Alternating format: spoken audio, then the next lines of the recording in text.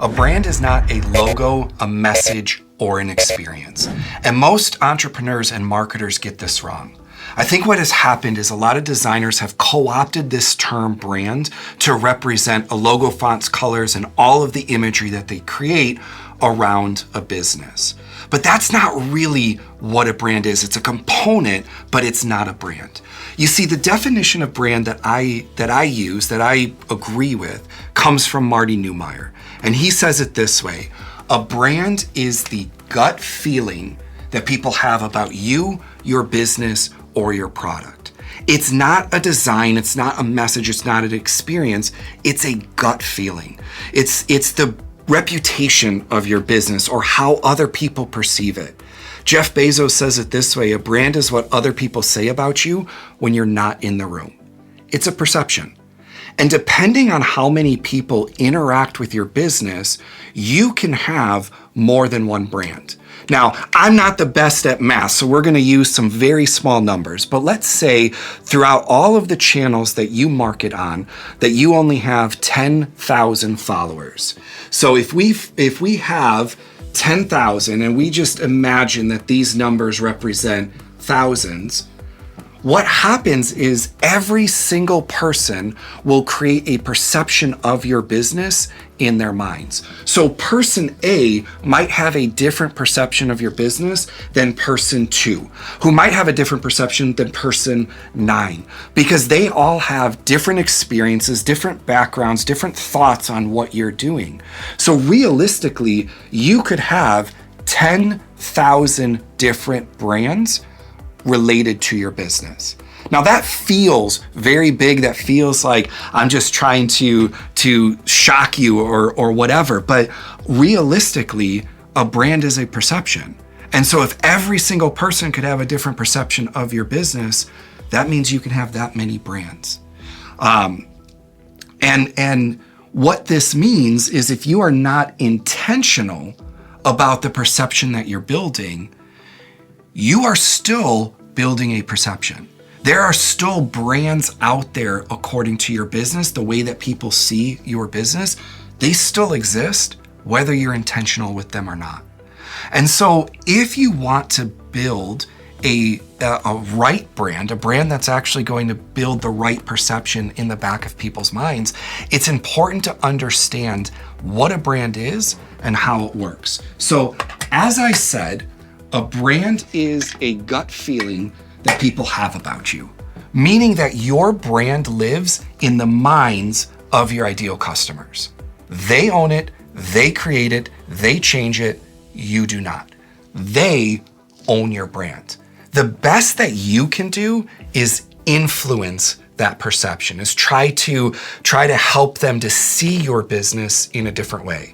There is no way that you can control what's in their mind, but you can influence it. And that influence happens in a few ways. One is through design.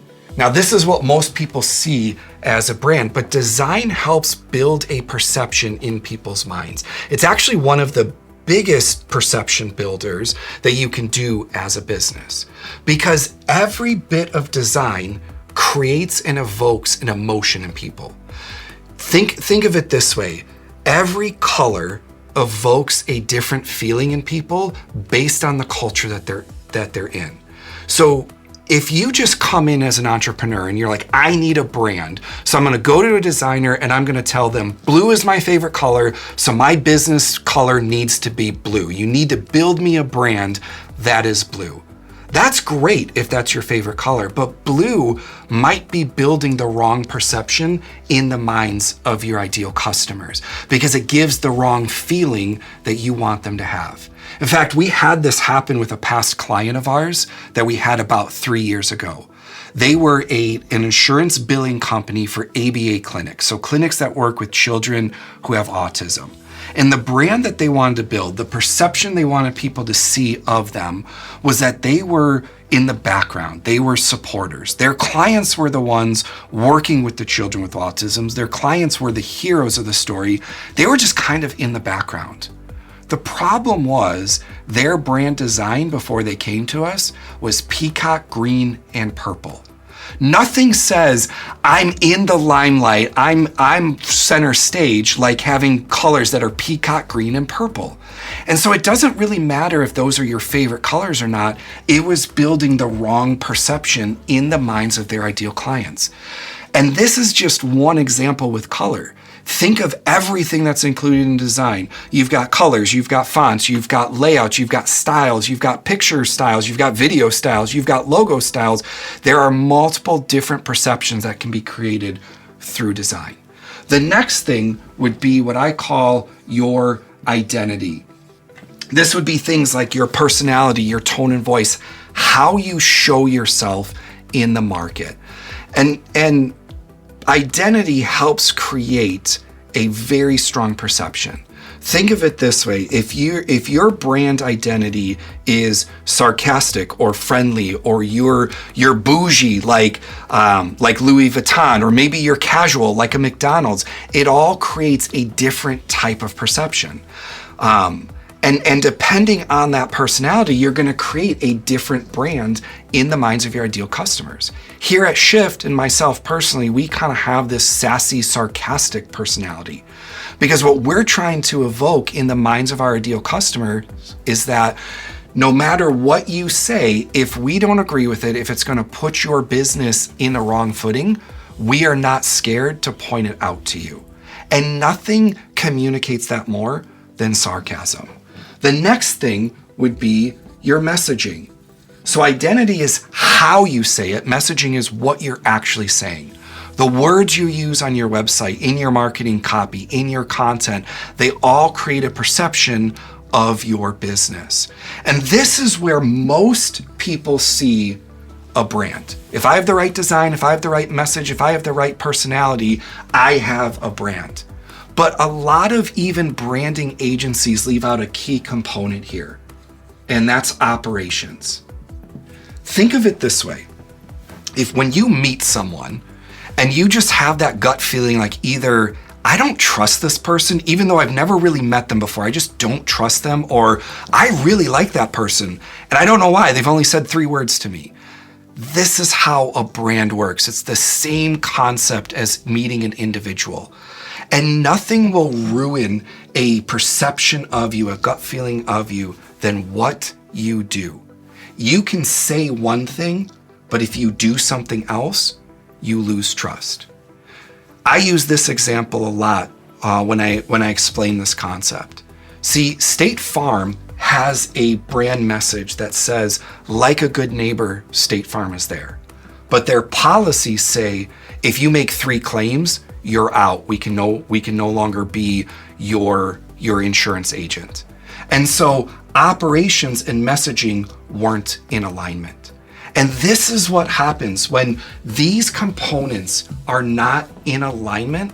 You're not going to create the right brand. What'll happen is your design says one thing, your identity says another, your message says another, and your operations say another. So all of a sudden, your customers are like, I don't know what to think about this company.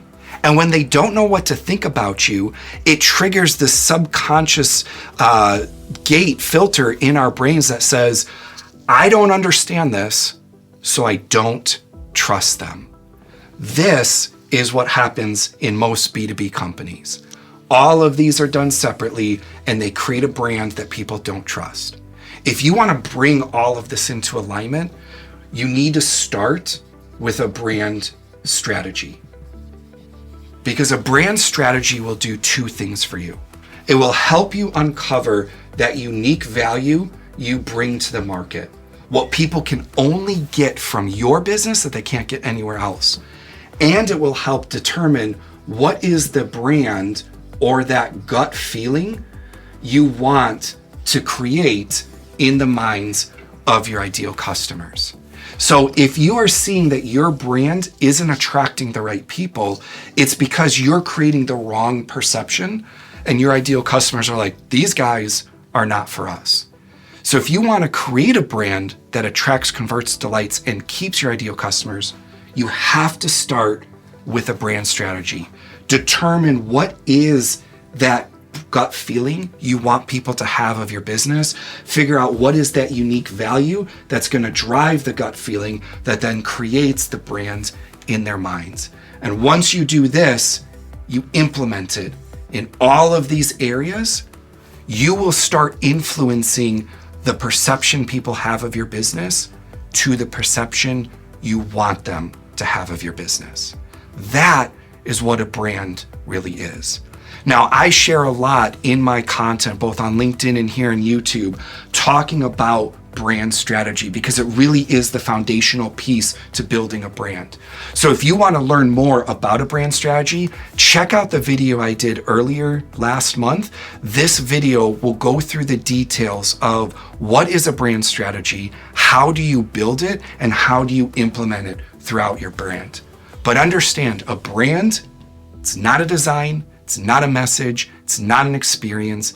It is the gut feeling people have about you, your business, and your product. Start with a brand strategy, and you'll be able to influence the right brands in their minds.